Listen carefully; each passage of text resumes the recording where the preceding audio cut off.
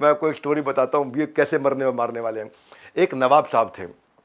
नवाब साहब जाटों के इलाके से, झज्जर से 11 मील दूर एक गांव है दुजाना, झज्जर नाम आपने सुना होगा, दुजाना, वहां से नवाब साहब निकल रहे थे।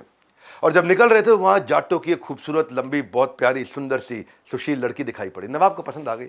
नवाब ने घर वालों को फरमान भिजवा दिया, जल्दी शादी करने आ रहे हैं उससे।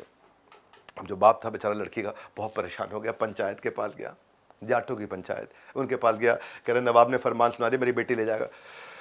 अब जाटों का क्या है, ये लोग दूसरों की मदद बहुत करते हैं, एक साथ खड़े हो जाते हैं।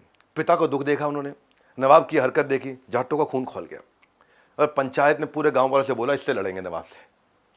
सारी बिरादरी के लोगों ने मना कर दिया, पर जाटों ने डिसाइड किया लड़ेंगे, लड़ेंगे तो लड़ेंगे। छोटा सा गांव, सारे जाट इकट्ठे हो गए। अत्याचार और भय के विरुद्ध हरियाणा ने हमेशा छेड़ा है भयंकर युद्ध। इनकी आदत है इस प्रकार के। नवाब ने के पास खबर पहुंच गई कि जाटों ने बगावत कर दी है, तो नवाब ने ना पूरी तोप और बंदूकों से लैस 40,000 लोगों की फुल्ली ट्रेंड शाही फौज के साथ में अटैक कर दिया गांव पे।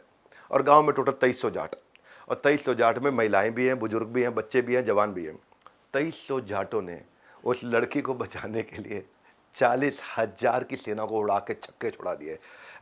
जहाँ स्वाभिमान की बात है, सम्मान की बात है, जाट जान दे सकता है, जाट जान ले सकता है, प्राण दे देंगे, लेकिन पगड़ी को हाथ नहीं लगाने देंगे। ये हमारे देश का जाट है। हमारे देश के जाटों के बारे में लोगों को पता नहीं है। जाटों का संबंध उस मिट्टी से है जो एक हाथ में रोटी और दूसरे हाथ में दुश्मन की गर्दन पकड़ के रखता है।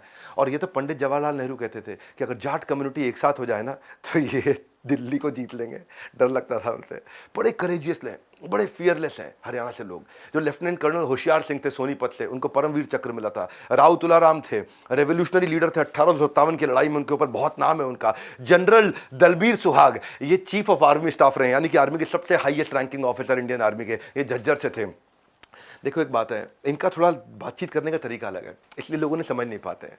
ये थोड़ी सीधी बात करते हैं, कोई बकवास नहीं करते हैं, एकदम सीधी, किसी के बापू से नहीं डरते हैं। ये बात कहेंगे खरी, बेशक लग जावे बुरी। हाँ, तो इनका क्या सिंपल स्ट्रेट फॉरवर्ड है, ये प्रिटेंड नहीं कर पाते बस।